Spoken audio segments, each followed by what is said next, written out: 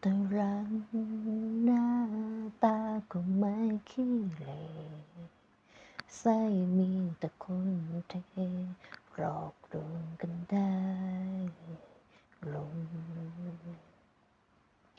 หรือว่าฉันมันไม่ตรงสเปคเลยเจอแต่คนร้ายใจต่อไปนี้ฉันจะไม่เชื่อใจใครอีกแล้วฉันไม่รักใครง่ายๆแล้วฉันเจ็บหัวใจถูกกระทำเหยียบซ้ำและย้ำยีจากคนที่ฉันรักหมดใจแล้วใครมันจะไปกล้ารักใคร